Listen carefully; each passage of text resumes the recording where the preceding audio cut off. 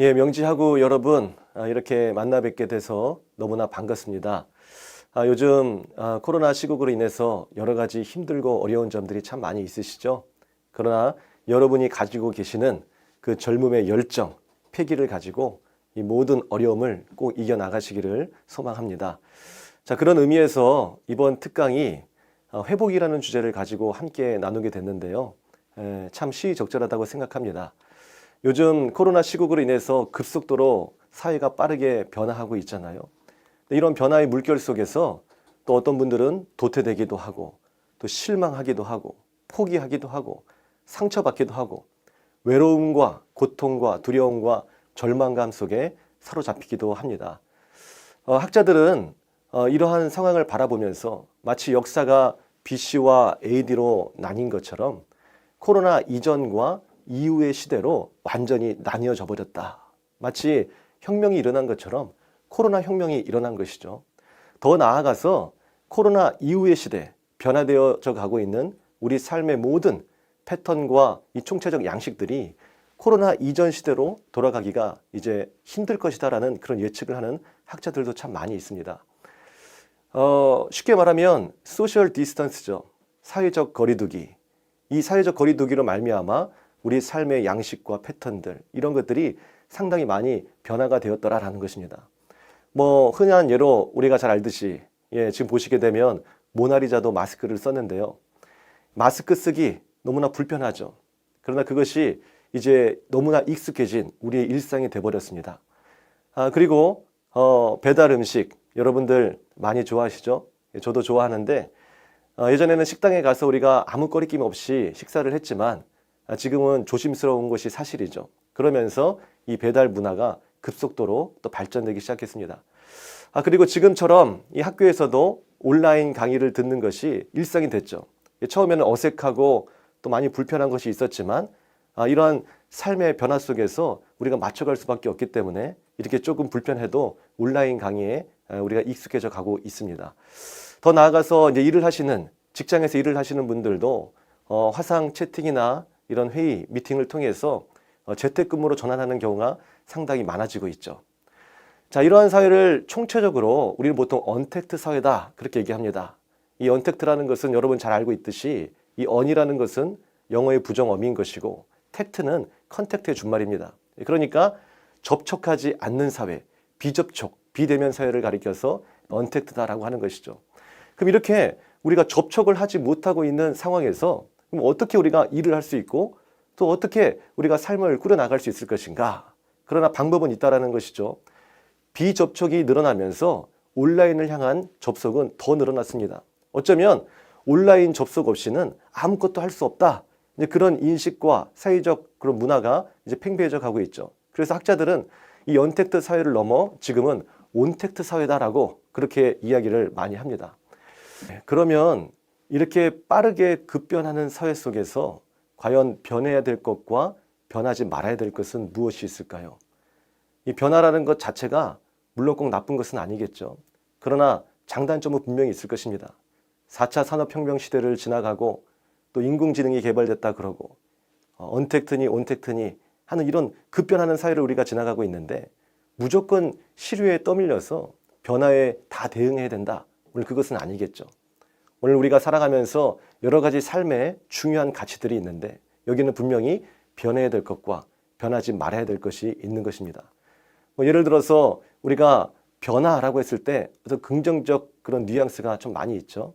근데 같은 변화긴 같은 변화인데 뭔가 좀 부정적으로 변화되어져 가는 그런 뉘앙스를 우리가 뭐라고 이야기하나요? 보통 변질이라는 말을 많이 씁니다. 예를 들어서 음식 재료를 가지고 오늘 맛있는 요리를 만들었어요. 그것은 변질입니까? 변화입니까? 당연히 변하겠죠. 맛있게 먹으면 됩니다. 근데 그 맛있는 요리가 시간이 흐르면서 곰팡이가 피고 썩어져 가고 냄새 나는 거예요. 우리 그것을 가리켜서 변하다라고 얘기하지 않고 변질이다라고 얘기합니다. 청춘 남녀가 만나서 데이트를 하는 거예요. 눈빛만 봐도 막 찌릿찌릿합니다. 근데 오래된 연인이 있잖아요. 시간이 흐르면서 눈빛을 바라보기는커녕 그냥 눈빛을 보지도 않고 그냥 무심합니다. 오늘 이것을 가리켜서 사랑의 아름다운 변화다라고 말하기보다는 오늘 우리는 사랑의 변질이다라고 그렇게 얘기하죠. 자, 그러면 이 수많은 변화들 속에서 과연 이처럼 변하지 말아야 될 것들이 있을 텐데 그런 가치들은 무엇이 있을까? 우리가 앞서 변화된 것들은 어느 정도 좀 살펴봤으니까 변하지 말아야 될 것에 대해서 한번 좀 나눠보겠습니다. 지금 여러분이 보고 계시듯 사랑, 그렇죠. 변하지 말아야 되겠죠. 시대가 변하고 과학과 기술이 발전하면서 우리의 사랑도 식어가면 되겠습니까? 진리, 행복, 또 가족의 가치와 의미들, 삶의 이유와 목적, 또 인간의 존엄성, 자유의 가치, 또 칭찬과 격려, 또 공동체 의식, 배려와 친절, 베품과 나눔. 오늘 이 밖에도 아주 굉장히 많은 오늘 소중한 가치들, 동서고금을 막론하고 반드시 변하지 말아야 될 그런 가치들이 우리에게 분명히 있을 것입니다. 그러면 이번 특강을 통해서 오늘 우리는 긴 시간이 아니기 때문에 한 두 가지 정도로 함께 살펴보고자 해요. 어떻게 하면 우리의 소중한 가치들이 변하지 않도록 지켜나갈 수 있을까? 혹 변해버린 가치들이 있다고 한다면 어떻게 하면 변해버린 이 가치들을 다시금 회복할 수 있을까라는 것입니다. 오늘 제가 준비한 바로 첫 번째 메시지는 희망을 잃지 말라라는 것입니다. 희망이라는 것 굉장히 소중한 가치죠. 그런데 시대가 변하면서 혹 지금과 같은 이 코로나 시국에서는 희망의 결핍이 우리에게 분명히 찾아올 수 있습니다. 근데 이 희망의 결핍은 바로 기쁨의 결핍으로 이어지게 되는 것이에요. 또 기쁨의 결핍이 되게 되면 감사가 결핍이 됩니다. 감사가 결핍이 되게 되면 우리 안에 풍성한 생명의 그 열매들이 점점 이렇게 사라져가고 악한 쓴뿌리들만 남게 돼요. 근심과 걱정과 우울과 슬픔과 두려움, 외로움, 고통, 절망들. 결국 이렇게 보게 되면 어떨까요? 희망의 결핍은 총체적인 삶의 불행의 결핍이 된다라고 우리가 그렇게 말할 수가 있겠죠. 그래서 성경에서도 이 희망을 굉장히 중요한 메시지 가운데 하나로 말씀하고 있습니다. 우리가 보통 이 성경 가운데 고린도 전후서가 있어요. 그중에 고린도 전서 13장에 보게 되면 우리가 보통 고린도 전서 13장을 은사장이라고 하는데, 자, 은사라는 것은 하나님이 우리에게 주신 선물, 이걸 가리켜서 우리가 은사라고 합니다. 이 13장에는 하나님이 우리에게 주시고자 하는, 또 반드시 있어야 하는 많은 그 은사들이 나와 있어요. 그 중에 하나님께서 집약하셔서 많은 은사들 가운데 이 세 가지가 굉장히 또 중요하고 우리에게 반드시 필요한 은사라고 말씀해주고 계시거든요. 아시는 분들 많이 있을 겁니다. 어떤 것이죠? 바로 믿음이고 또 소망이고 그리고 마지막 사랑인 것입니다. 자, 여기서의 그 소망이라는 것은 희망을 얘기하고 있는 것이죠. 여러분 동화 중에서 파랑새라는 그 동화 잘 알고 계시죠? 틸틸과 미틸이라는 그 남매가 파랑새를 찾아서 그 모험을 떠나는 그 여행이 바로 이 파랑새입니다. 여러분 잘 알고 계실 텐데 결국 그 남매가 파랑새를 찾기 위해서 수많은 우여곡절을 지나서 모험을 했는데 결국 파랑새를 찾았습니까? 못 찾았습니까? 못 찾았죠. 그리고 풀이 죽어서 집으로 다시 돌아와서 잠을 잤는데 그 다음날 일어나 보니까 파랑새가 어디 있었어요? 자기 집에 있더라라는 것입니다. 아주 그냥 심플한 그 메시지의 그 동화인데, 근데 여기서 우리가 알 수 있는 것은 무엇이죠? 이 파랑새가 보통 의미하는 것은 행복을 의미하기도 하고 또 희망을 이야기하기도 합니다. 결국 행복이라는 것, 희망이라는 것, 오늘 이것은 멀리 있는 것이 아니라 아주 우리 가까이 곁에 있다라는 것을 말해주고 있는 것이죠. 자, 오늘 행복이라는 것, 멀리 있는 것이 아니라 바로 내 곁에 있는 것이다. 그래서 우리에게 인간에게 주어진 지금의 이 시간, 오늘이라는 바로 지금 이 현재의 시간이 굉장히 중요한 것입니다. 행복이라는 것은 여러분 예약할 수 없는 거예요. 희망도 마찬가지입니다. 언젠간 행복하겠지. 언젠간 내가 희망을 갖고 살 수 있을 거야. 그러면서 지금 현재 불행한 사람, 이 사람은 영원히 불행할 수밖에 없는 것이에요. 지금 이 시간을 잡으십시오. 이 시간 여러분이 행복해야, 이 시간 여러분이 희망을 품어야 행복의 사람, 희망의 사람이 될 수가 있는 것이에요. 제가 좋아하는 시인 가운데 윤동주 시인이 있습니다. 그리고 또 그 시들 가운데 또 좋아하는 시가 내일은 없다라는 시인데 여러분과 함께 잠깐 나눠보고자 해요. 내일 하기에 물었더니 밤을 자고 동틀 때 내일이라고. 새날을 찾던 나는 잠을 자고 돌보니 그때는 내일이 아니라 오늘이더라. 무리여 동무여 내일은 없나니. 오늘 간단한 그 시입니다. 윤동주 시인은 내일 하도 사람들이 하니까 그 내일이 어딨나 생각해서 실제로 내일을 가봤다는 거예요. 그랬더니 막상 내일을 가보니 어때요? 내일은 없고 오늘만 있더라라는 것입니다. 예, 우리가 다 아는 이야기죠.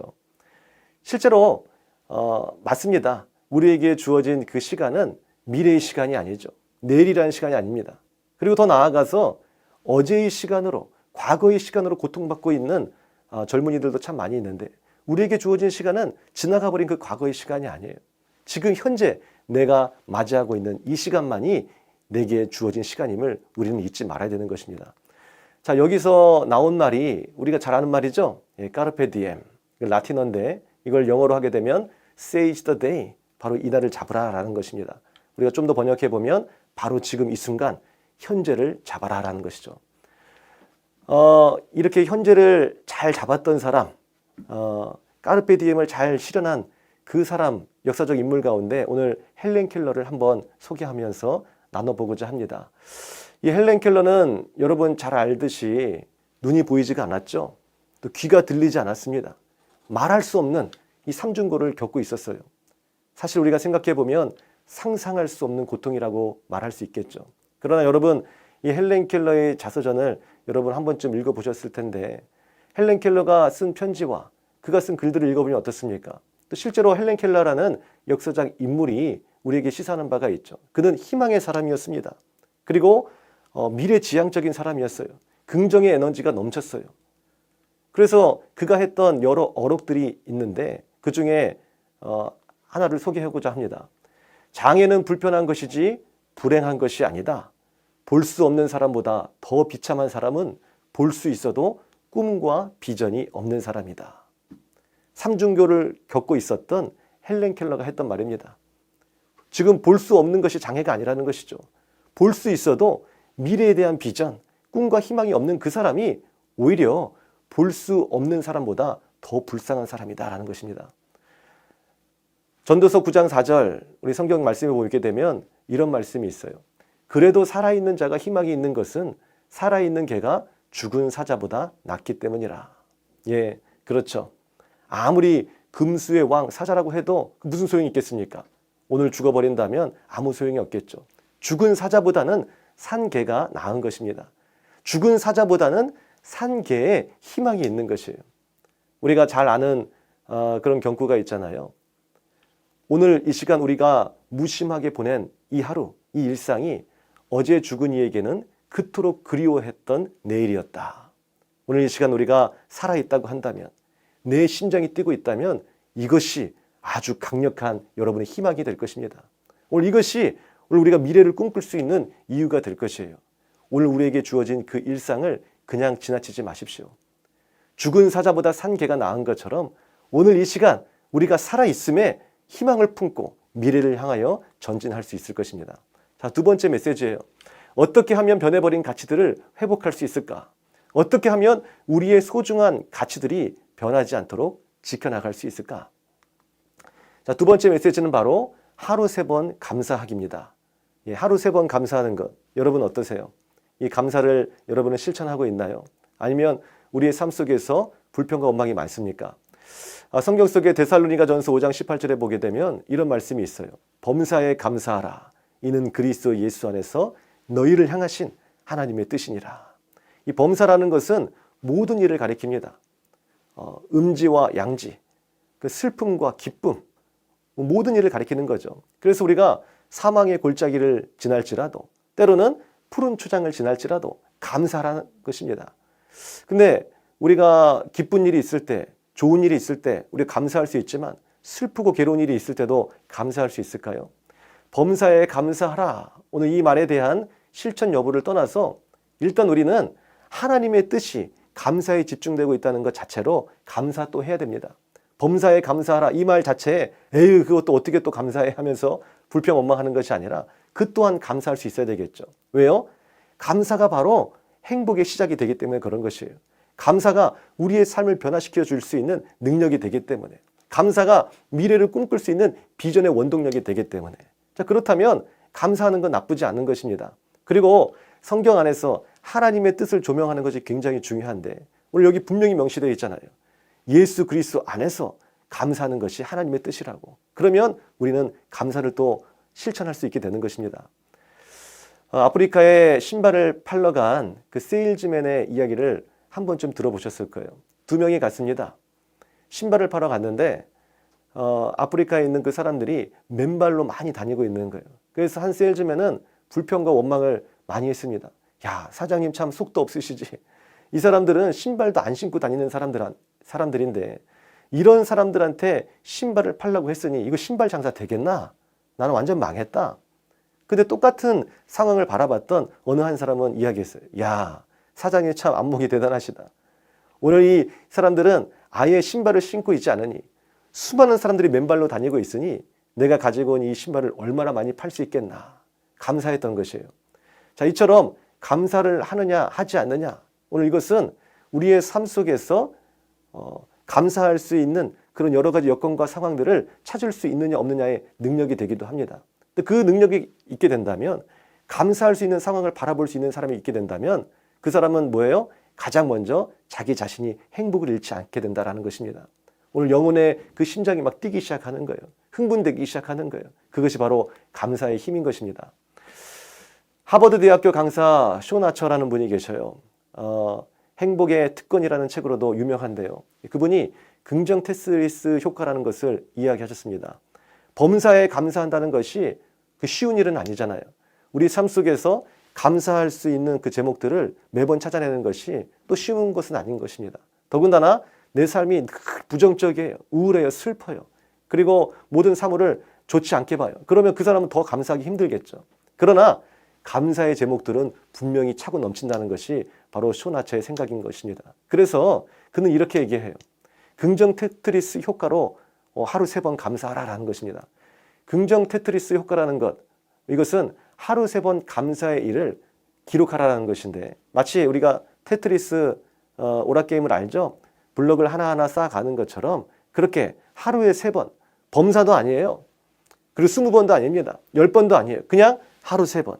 하루 3번만 감사의 습관을 들여서 그렇게 계속 테트리스 블럭 쌓듯이 하다 보면 우리의 삶이 변화되기 시작한다는 거예요. 실제로 이 쇼나처가 실험을 해본 결과 하루에 3번 감사하는 사람, 3개월이 되고 6개월이 됐을 때 그의 삶이 완전히 바뀐 것을 체험했다고 합니다. 근데 하루 3번 감사하는 것이 이 쇼나처가 중요하게 생각하는 것은 머릿속으로 감사하지 말고 반드시 기록하라는 것입니다. 기록을 해야만 이 감사의 습관을 들일 수가 있다는 것이죠. 그래서 긍정 테트리스 효과의 핵심은 습관이라고 그는 얘기합니다. 하루 3번 감사하기 위해서, 이 습관을 들이기 위해서 노트를 갖고 다니면서 감사할 때마다 적어보기도 하고, 아니면 알람을 정해서 알람이 딱 울리게 되면 오늘 내가 감사할 시간이구나. 자, 내 이 삶 속에서 감사할 제목은 뭔가 한번 찾아보기도 하는 거예요. 이것이 바로 긍정 테트리스 효과, 또 이것을 들일 수 있는 습관이다라고 쇼나처는 이야기하고 있습니다. 어느 신실한 크리스찬이 여행을 가기 위해서 준비했다 그래요. 여행을 가기 위해서 교통수단인 나귀 한 마리를 끌고 오고, 그 새벽에 자기를 깨워줄 수탉 한 마리를 준비하고, 그리고 방 깊은 그 어둠 속에서 밝혀줄 등불과 기름을 준비했다고 합니다. 그리고 또 신실한 크리스찬이기 때문에 성경책을 가슴에 꼭 안고 갔겠죠. 자, 이렇게 4가지 준비물을 가지고 어느 마을에 여행을 가기 위해서 출발했는데 좀 운이 좋지 않게도 그 마을에 도착하지 못했어요. 그래서 언덕 위에서 밤늦은 시간에 그 마을을 바라보면서 노숙할 수밖에 없게 됐습니다. 그런데 그 나귀가 갑자기 고삐를 풀어버리고 도망가 버린 거예요. 야, 어떻게 이런 일이 있을 수 있나? 등불에 기름을 넣어서 불을 켜서 나귀를 찾으러 갔습니다. 그런데 또 때마침 이 수탉도 오늘 이렇게 막 난리가 있다 보니까 막 도망가 버렸어요. 수탉도 도망가고 나귀도 도망가고, 밤새도록 그 수탉과 나귀를 찾기 위해서 이 등불을 들고 다니다 보니까 마지막 준비했던 등불의 기름도 다 소진돼 버리고 말았습니다. 성경책 하나 남았죠. 성경책 하나 보면서 한탄을 하는 거예요. 하나님이 계시다면 내게 왜 이러한 불행한 일이 닥쳐야 됩니까? 오늘 하나님이 계신데 내가 왜 준비한 이 모든 것을, 내 삶의 모든 것을 잃어버려야 됩니까? 어쩌면 우리도 그와 같은 생각을 할 때가 많이 있을 수 있겠죠. 정말 신은 계신가? 하나님은 계신가? 만약 계시다면 내게 왜 이런 일이 벌어졌는가? 모든 인생을 부정적이고 우울하게 생각할 수밖에 없는 것입니다. 다음 날 아침이 됐어요. 그래서 투벅투벅 마을 어귀에 갔는데 오늘 그곳에 있는 마을 사람들이 막 흥분돼서 막 도망가기도 하고 막 지금 막 난리가 난 거예요. 왜 그랬냐 그랬더니 그 간밤에 도적대가 찾아와서 강도를 일삼고 마을에 불을 지르고 난리를 쳤다고 합니다. 그때 이 신실한 크리스찬은 깨달았어요. 아하, 하나님께서 내가 가는 길을 막았구나. 만약에 나귀가 그대로 있어서 나귀가 막 울고 그랬다고 한다면 도적대가 나를 발견했겠지. 혹 새벽까지 내가 잘 숨어 있다 할지라도 새벽에 수탉이 울었다고 한다면 오늘 도적대가 또다시 나를 발견했겠지. 그리고 도적대가 온지도 모르고 등불에 기름을 가득 차서 등불을 키우고 밤에 잠을 잤다고 한다면 그 희미한 빛을 보고서라도 도적대는 내게 찾아왔겠지. 이 모든 것을 하나님이 막으셨구나. 이렇게 생각해서 그는 비로소 감사할 수 있었다라는 것입니다. 자, 그러나 우리가 생각해 보면 너무 뒤늦은 감사죠. 하나님의 살아계심과 인도하심을 믿고 미리 감사했더라면 얼마나 좋았겠습니까? 근데 우리가 이렇게 신앙적인 이야기가 아니라 할지라도 우리가 새옹지마라는 그런 말도 있습니다. 새옹지마라는 말 여러분이 잘 알고 계시죠? 인생에는 좋은 일과 좋지 않은 일들이 이제 반복되는데 또 궁극적으로 내가 좋지 않다라고 생각했던 일이 나중에는 좋은 일로 긍정적으로 바뀌는 일도 허다하더라라는 것입니다. 우리가 다 알 수 없는 것이죠. 지금까지 경험했던 내 생각과 지식 속에는 야, 이건 아니다. 불평할 수밖에 없다. 원망할 수밖에 없다. 미워할 수밖에 없다. 이런 많은 생각을 할 수 있겠지만 오늘 시간이 지나고 나다 보면 야, 이런 것이 있었구나라고 다시금 무릎을 치면서 깨달을 순간이 올 수 있더라니까요. 여러분 등산 좋아하시죠? 등산 갈 때 어떻습니까? 등산에 그 길이 있는데 때로는 아주 좁고 협착한 길이 있어요. 야, 뭐 이놈의 길이 왜 이러나. 그러다가 두 갈래 길을 만나기도 합니다. 한 길은 넓은 길이요. 한 길은 좁은 길이죠. 근데 사람들이 좁은 길로 가는 거예요. 안내 표지판은 좁은 길로 인도하고 있습니다. 저 넓은 길이 있는데 왜 우리가 굳이 이 좁은 길로 가야 되나. 근데 높은 산에 오르게 되면 알죠? 아하, 내가 왜 이 좁은 길로 가야 했는지, 표지판이 왜 그곳에 있었는지. 만약 넓은 길로 가게 되면 낭떠러지였구나. 길이 중요한 것이 아니라 길 이후에 그 목적지가 중요하구나. 좁은 길로 가야 내가 산의 정상에 오를 수 있었겠구나. 어느 정도 시간이 지나고 나다 보면 또 내가 어느 정도 정상에 오르다 보면 인생의 그 순간순간에 그 뒤안길에서 왜 내가 이렇게 갈 수밖에 없었는지, 그리고 내게 좋지 않았던 일들이 왜 지금은 감사한 일이 되었는지를 깨달을 수 있는 날이 되는 것입니다. 우리 인생에 소중한 퍼즐 조각 하나하나가 있어요. 그 퍼즐 조각이 때로는 아픔의 퍼즐 조각, 고통과 눈물의 퍼즐 조각이 될 수 있습니다. 그러나 그 퍼즐 조각 하나하나가 우리 인생에서는 굉장히 소중한 거예요. 우리가 어렸을 때 퍼즐 했을 때 이거 별것도 아니다 생각해서 무심히 하나 던져버리면, 장롱 밑에 들어가 버리면 아무리 다른 퍼즐 다 조각했다 할지라도 완성된 아름다운 퍼즐이 되지 않잖아요. 그 퍼즐 조각 하나가 오늘 완성된 인생의 빛이 될 수 있는 소중한 퍼즐 조각이 될 수 있습니다. 여러분 오늘 희망과 감사에 대해서 함께 나눴어요. 여러분 가슴속에 희망과 감사를 품으시고 지금에 있는 이 삶의 소중한 퍼즐 조각도 무심히 넘기지 마시고 무엇보다도 감사할 수 있는 사람, 그래서 희망을 발견할 수 있는 사람, 그래서 지금 이 순간 행복을 뺏기지 않는 여러분들이 되기를 소망합니다. 명지하고 여러분 짧은 강의 함께해 주셔서 감사합니다. 이 코로나 시국에도 힘과 용기를 잃지 마시고 감사하고 희망을 품고 멋지게 승리할 수 있는 여러분들 되기를 소망합니다. 감사합니다.